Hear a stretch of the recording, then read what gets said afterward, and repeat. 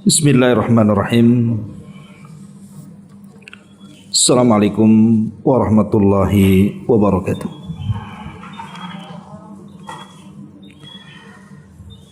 Alhamdulillah wassalatu wassalamu ala Rasulillah wa ala alihi wa sahbihi wa mawalah wa la hawla wa la quwata illa billahi wa ba'du. Alhamdulillah, segala puja dan puji hanya milik Allah Jalla fi'ula. Salawat dan juga salam kita hadiahkan kepada Rasul kita Nabi besar Muhammad sallallahu alaihi wa ala alihi wasallam. Kita lanjutkan kajian kita, masih membahas kitab Al-Jami', di mana kita sudah masuki hadis ke-21. Kita baca hadisnya. Wa an Abi Hurairah radhiyallahu anhu qala qala Rasulullah sallallahu alaihi wasallam al-mustabbani ma qala fa'ala al-badi ma lam ya'tadil madlum. Al-mustabbani ma qala fa'ala al-badi ma lam ya'tadil madlum. Akhrajahu Muslim. Al-mustabbana artinya dua orang yang saling mencaci, dua orang yang saling memaki atau mencela. Maqala, maka dosa ucapan mereka, fa'alal badi ma lam ya'tadil madlum, ditanggung oleh orang yang memulai selama yang dizalimi tidak membalas dengan melampaui batas.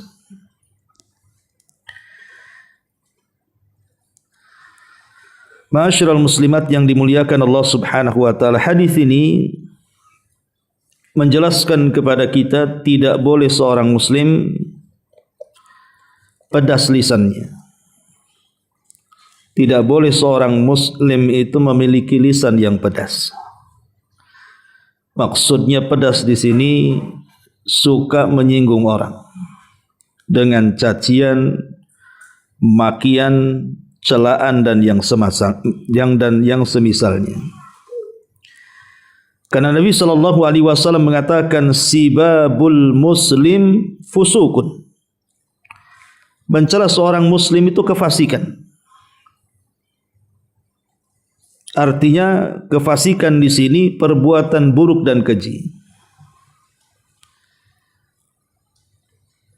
Karena kalau seseorang mencaci atau memaki, dampaknya biasanya ada ketersinggungan kepada orang yang dicaci. Ujung-ujungnya terjadi perkelahian. Bahkan tak jarang sampai merenggut nyawa. Maka intinya hadis ini bahwa lisan yang pedas yang suka mencaci dan memaki ini selalu menimbulkan fitnah.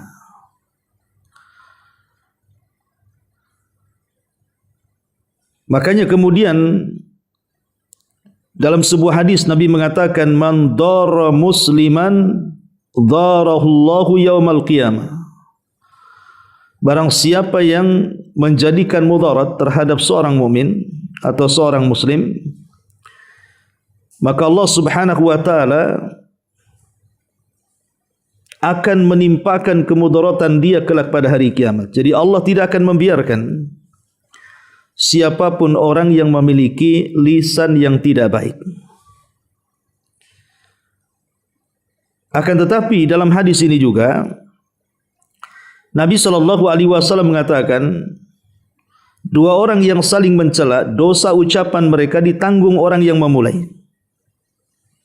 Jadi kalau seandainya ibu, maaf umpamanya bilang kepada saudaranya dengan kalimat binatang. Wahai anjing, wahai babi, wahai harimau atau apa ya, buaya.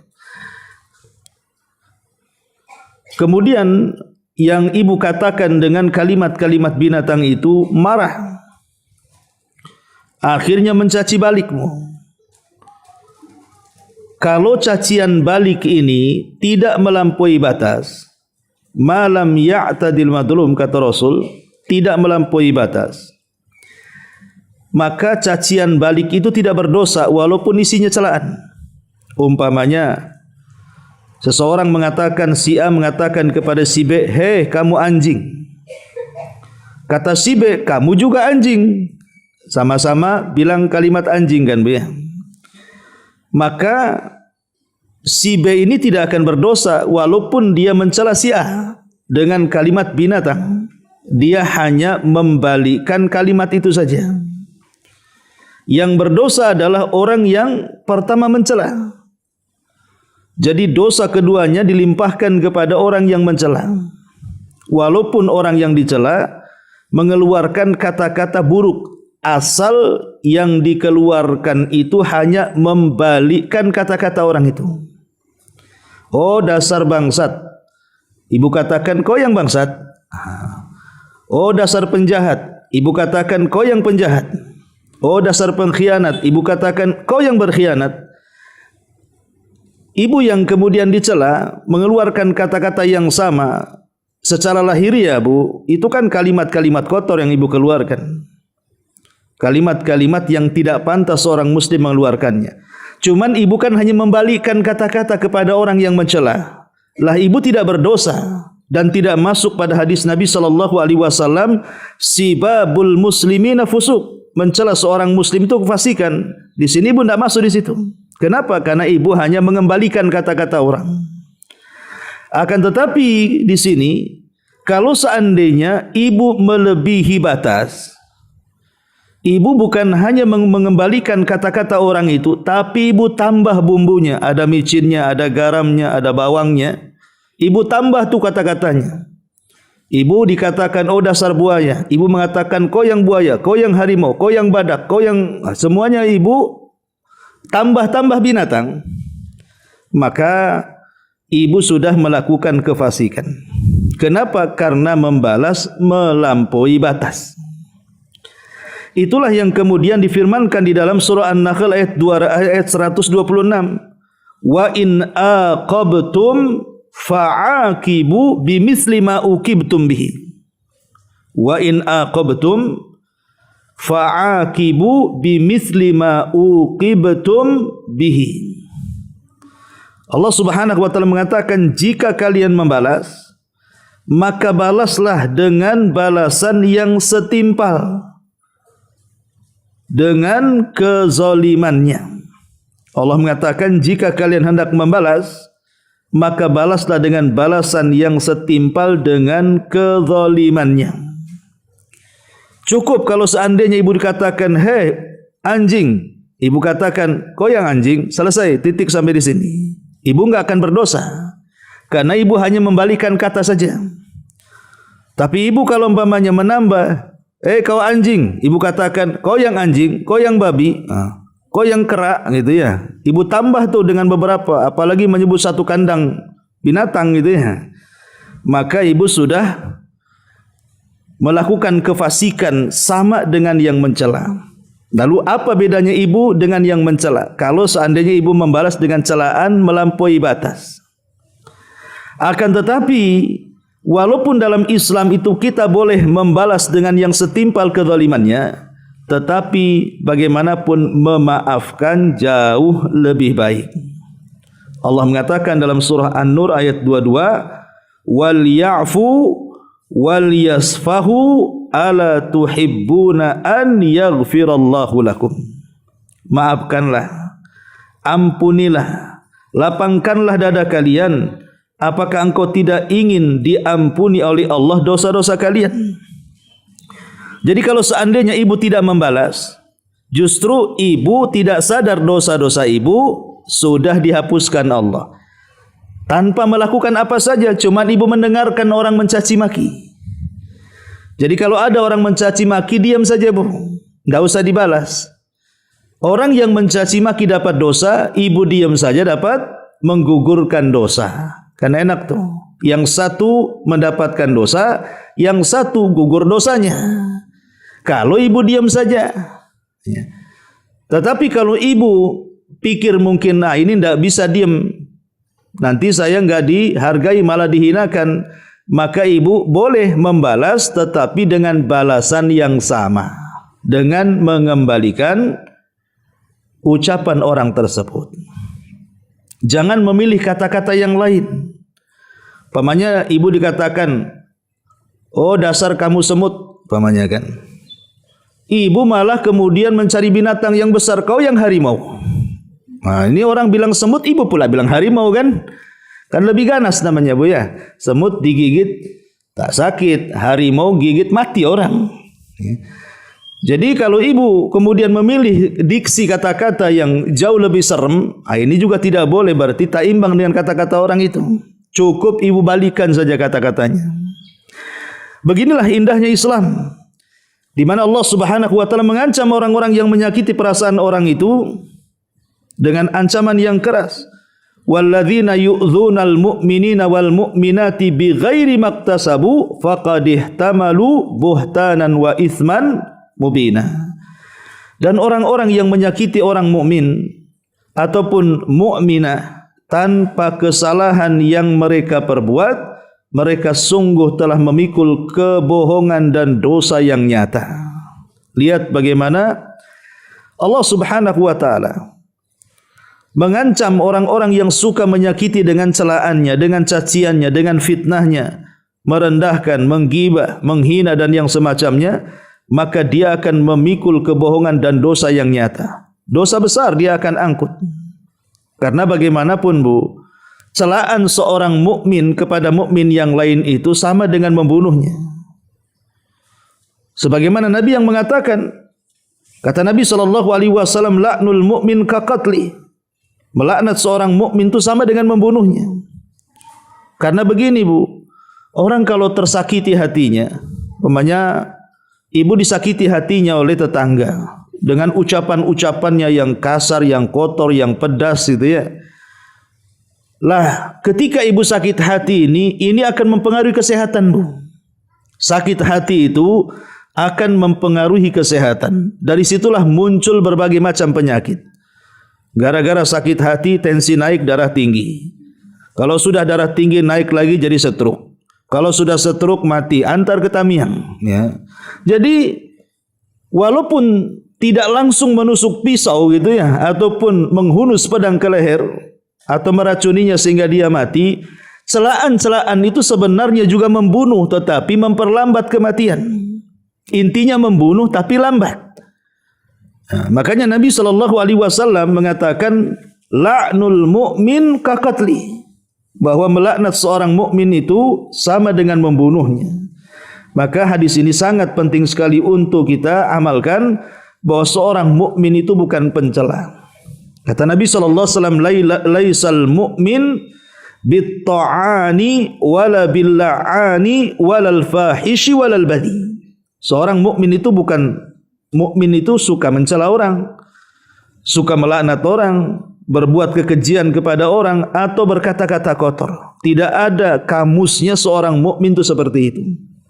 Makanya dengan tegas Nabi SAW, falyakul khairan aw liyasmut. Kalau kita tidak bisa mengeluarkan kalimat santun, diam itu lebih baik. Maka dalam hal seseorang bertengkar sehingga saling melontarkan celaan satu dengan yang lainnya, kalau kita tidak bisa membalas dengan kebaikan, lebih baik diam Bu. Kalau harus membalas dengan kejahatan, maka balaslah dengan kejahatan yang sama, jangan melampaui batas. Sebab kalau seandainya kita hanya membalas kejahatan sesuai dengan kejahatannya, kita tidak berdosa. Justru dosanya akan ditanggung kepada yang memulainya. Tapi kalau kita sampai melampaui batas, apa bedanya kita dengan dia? Sama-sama gila, sama-sama tidak berakal, sama-sama tidak dewasa, sama-sama jahatnya, sama-sama lisan pedasnya. Lalu apa bedanya mukmin dengan fasik kalau begitu? Maka bagaimanapun kalau tidak sanggup untuk membalas, maka diam. Kalau harus membalas, ucapkan kalimat yang santun. Kalau harus kasar, kembalikan kalimat kasar kepada pemiliknya. Dan tidak boleh lebih daripada itu. Itu sudah klimaks itu. Ya. Jadi di sini ada 3 poin, Bu, ya. Menghadapi orang yang memulai mengajak pertengkaran dengan melontarkan kalimat-kalimat jelek, kalimat-kalimat busuk, kalimat-kalimat buruk. Pertama, ibu diam. Diam saja. Ya. Ustaz, saya tidak bisa diam, tipe saya tidak bisa didiamkan. Ya sudah, balas tapi dengan kata-kata yang santun. Ya. Oh, tidak bisa saya, dia sudah menghina saya. Oke, balas dengan ucapan yang buruk, balikan ucapan itu kepada dia. Kalau dia mengatakan dasar kau sampah, kau yang sampah, selesai. Ya. Jangan kemudian tong sampahnya ibu sebut semua. Dasar tong sampah, di situ ada kotoran kucing, kotoran ayam semua kan.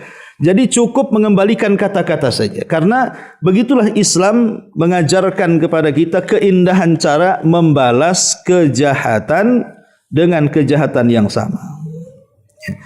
Ma'asyiral muslimat yang dimuliakan Allah Subhanahu wa taala. Bahkan kata-kata ini, kata-kata celaan ini tidak boleh dilontarkan kepada orang yang sudah meninggal, Bu. Kepada orang yang meninggal tidak boleh, apalagi kepada yang hidup. Kata Rasulullah, tasubul amwat, jangan kalian cela orang yang sudah meninggal. Sejahat apapun orang meninggal itu, Bu, jangan dicela. Karena urusannya bukan kita dengan dia. Mungkin ibu bertetangga. Selama bertetangga itu jahat kali tetangga itu, kurang ajar sekali, suka menyakiti ibu. Akhirnya kemudian tetangga itu stroke, mati. Ya. Kalau sudah meninggal jangan dicela lagi, Bu. Karena dia sudah kembali ke hadapan Allah, ada pertanggungjawaban yang ia hadapkan di hadapan Allah. Itu bukan urusan kita. Itu urusan Allah Subhanahu wa taala. Makanya Rasul mengatakan fa innahum qad afdau ila ma qaddam. Jangan kalian mencela orang yang sudah meninggal karena mereka telah sampai pada amalan yang dahulu mereka kerjakan untuk dipertanggungjawabkan di hadapan Allah Subhanahu wa taala. Lah kalau kepada orang yang meninggal saja kita tidak boleh mencela, macam mana orang yang hidup? Ya, orang yang hidup itu tidak seperti orang mati. Kalau orang mati dicela diam saja. Tapi orang yang hidup dicela bisa baliknya lah. Ia kalau hanya membalikan mencela, bisa saja dia memukul, bisa saja dia membunuh, bisa saja dia merenggut nyawa, bisa saja dia menyeret orang lain dalam permusuhan, bisa saja tujuh turunan didoktrin dia untuk memusuhi kita. Karena begitulah terkadang watak masing-masing manusia itu berbeda. Makanya seorang muslim itu harus menjaga perasaan orang. Harus peka dengan perasaan orang, tidak boleh mengucapkan kata-kata sembarang. Apalagi dalam bentuk celaan. Karena sering saya katakan, Bu, terkadang kita ini mencela seseorang. Kita ini orang baik sebenarnya, tidak mau mencela seseorang, tapi terkadang ada hal-hal, boleh jadi mungkin ada kasus ibu tidak bisa menguasai hawa nafsu, akhirnya marah-marah, keluarlah kalimat-kalimat kotor. Lah kalimat-kalimat kotor ini, Bu, terkadang orang yang mengucapkannya menyesal setelah melontarkannya tuh. Kenapa saya tadi ngomong begitu? Kenapa saya tadi ngomong begini? Kenapa saya ngomong binatang kepada orang? Kadang menyesal tuh seumur hidup tuh. Akhirnya kemudian ingin minta maaf. Ya. Dan orang yang mendengarnya pun sakit hati sampai mendalam tuh. Gara-gara celaan orang itu ibarat luka pedang bisa diobati, tapi luka lisan itu sampai kiamat susah terobati. Ya memang sakit hati itu akan dikenang terus, Bu. Jadi orang yang mengucapkan kata kotor terkadang menyesal, orang yang mendengarnya pun terkadang tersakit hati, dan lama pula tuh tersakit hatinya. Kalau gelas pecah itu sudah enggak bisa lagi ditempel. Retak juga tidak bisa kemudian diperbaiki seperti semula. Nah, dari sini kita tahu bahwa Islam itu indah sebenarnya. Islam itu sangat indah, melarang penganutnya untuk mencaci, memaki, merendahkan, menghinakan. Dengan kata lain, Islam itu mengajarkan perdamaian. Karena bagaimanapun kerusakan itu kebanyakan ditimbulkan dari dua perkara. Pertama, lisan kita, dan yang kedua dari kemaluan kita. Makanya Nabi SAW mengatakan, kalau kalian ingin kujamin masuk surga, jagalah lisan kalian dan kemaluan kalian dari perzinahan, maka selamat kalian dari dunia ini. Ma'asyiral muslimat yang dimuliakan Allah Subhanahu wa taala. Hadis ini Nabi SAW mengatakan al-mustabbani ma qala fa'alal badi ma lam ya'tadil madlum. Dua orang yang saling mencaci maki, maka apa yang diucapkan oleh kedua orang tersebut dosanya kembali kepada yang memulai memaki, selama yang dimaki tidak melampaui batas. Ada beberapa faedah yang kita akan petik dari hadis ini. Yang pertama, rangkuman yang sudah saya jelaskan, annasibabal muslimi haramun, bahwa mencela seorang mukmin atau muslim itu haram hukumnya. Karena kalau orang sudah mengucapkan dua kalimat syahadat, artinya dia sudah masuk dalam Islam. Maka kalau orang sudah masuk dalam Islam, Rasul mengatakan, inna dima'akum wa amwalakum wa a'radakum haramun alaikum. Sesungguhnya darah kalian, harta kalian, kehormatan kalian haram. Darahnya tidak boleh ditumpah, hartanya tidak boleh diambil, kehormatannya tidak boleh dirobek. Enggak boleh. Kalau sudah muslim, maka sesama muslim yang lain tidak boleh merobek kehormatannya dengan cara menggibahnya, mengadu dombanya dengan lisannya, mencacinya, memakinya, menghinanya, dan begitu seterusnya. Yang kedua, jawazu intisaril masbubi li nafsihi. Boleh kita ini membalas kalau kita dari pihak yang dimaki. Kalau kita di pihak yang dicaci, yang dimaki, yang direndahkan, boleh kita membalas. Tetapi sekali lagi, balasannya tidak boleh melampaui batas. Akan tetapi yang ketiga, lakin as-sabru wal afu afdal. Tapi kalau seandainya kita di pihak yang dimaki, kita di pihak yang dicela, kalau kita mau sabar dan memaafkan, itu jauh lebih afdal. Karena Allah yang mengatakan, waliman sabara wa ghafara fa inna dzalika min azmil umur. Maka bagi orang yang sabar dan mudah memaafkan, maka dia mendapatkan banyak keberuntungan dalam perkaranya.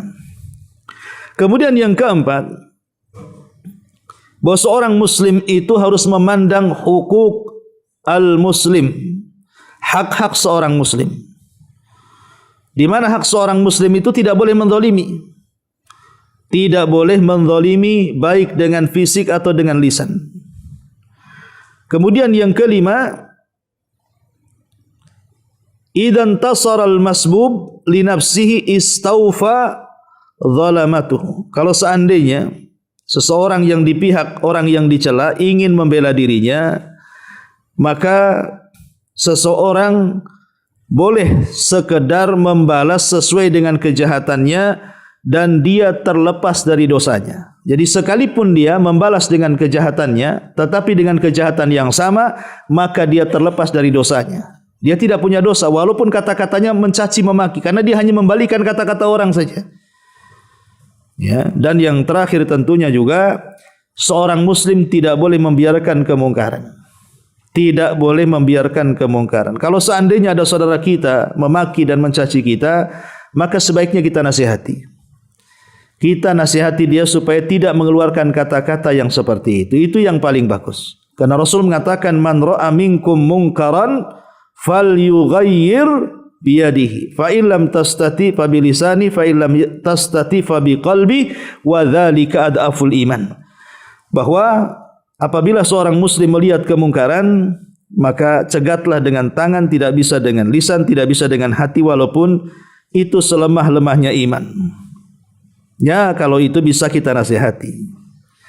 Ma'asyiral muslimat yang dimuliakan Allah Subhanahu wa taala, inti dari hadis yang kita baca ini bahwa kita harus bisa menjaga lisan. Intinya di situ. Seorang muslim, seorang muslimah harus menjaga lisan, apalagi ibu-ibu. Karena biasanya bapak-bapak itu jarang ngomong, tapi sekali ngomong main tangan. Tapi kalau ibu tangan tak main, mulut pula main kemana-mana.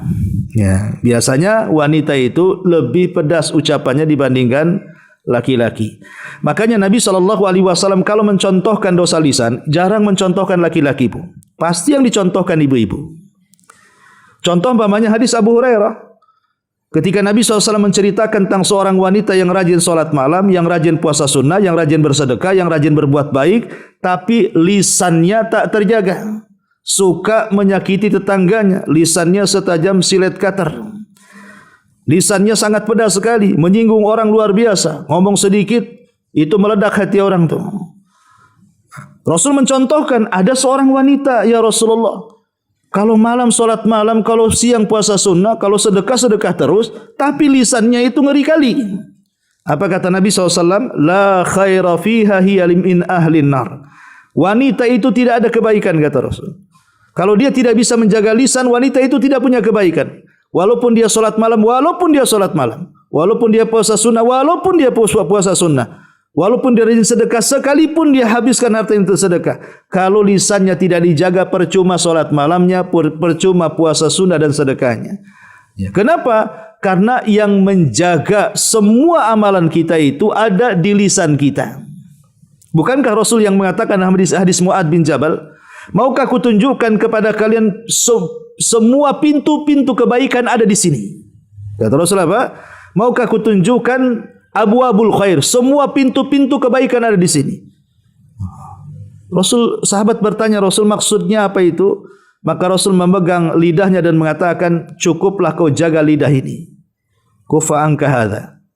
Jaga lisan ini, jaga lidah ini. Jangan mengeluarkan kata-kata yang menyinggung orang, menyakiti orang. Karena kata-kata yang bisa menyinggung seperti melaknat, mengucapkan kalimat kotor, mencaci, memaki, itu bisa menggugurkan ibadah sunnah kita, Bu. Capeklah ibu solat malam, capeklah ibu puasa sunnah, bersedekah, habiskan harta, tahu-tahu tak ada pahala gara-gara apa? Gara-gara lisannya tak dijaga. Karena nanti pada hari kiamat, orang-orang yang lisannya tidak dijaga itu akan mengalami kebangkrutan yang luar biasa. Kenapa? Karena dosa menzalimi orang itu sama dengan menyerahkan pahala kita kepada orang yang kita zalimi. Orang yang mencela itu maka akan menyerahkan pahala kepada orang yang dicela. Orang yang menghinakan itu akan menyerahkan pahala kepada orang yang dihinakan, dan begitu seterusnya. Jadilah dia orang yang paling bangkrut pada hari kiamat. Makanya sekali lagi, ini hadis yang bagus sekali menasihati saya pribadi dan juga ibu-ibu untuk lebih bisa menjaga lisan. Belajar untuk berkata-kata yang santun, kalau tidak bisa diam. Karena kan bahasa ini kan macam-macam, Bu, ya. Terkadang daerah-daerah tertentu itu kan ada bahasa halus sekali. Ada bahasa setengah halus, ada bahasa halus, ada bahasa kasar gitu ya. Ada bahasa kasar sekali. Saya pikir tiap-tiap daerah adalah. Ya, kayak di Jawa itu kan ada ada bahasa kromo, bawahnya lagi, sampai kalau ngomong sama orang tua ini bahasanya, ngomong sama sebaya ini bahasanya, ngomong sama anak-anak ini bahasanya. Saya kira semua daerah adalah kata-kata itu. Maka pandai-pandailah memilih kata-kata. Kalau bisa setiap untaian kata itu bernilai pahala. Kata Rasul, al-kalimatu thayyibatu sadaqatun. Kalimat yang baik itu adalah sedekah. Wallahu a'lam, Bu. Saya minta maaf, Bu, tidak ada terjawab. Kebetulan pesantren lagi ngadakan rihlah, jadi saya harus cepat-cepat balik. Mudah-mudahan ada manfaatnya. Subhanakallahumma bihamdika, asyhadu an la ilaha illa anta astaghfiruka wa atubu ilaik. Allahu taala alam. Assalamualaikum warahmatullahi wabarakatuh.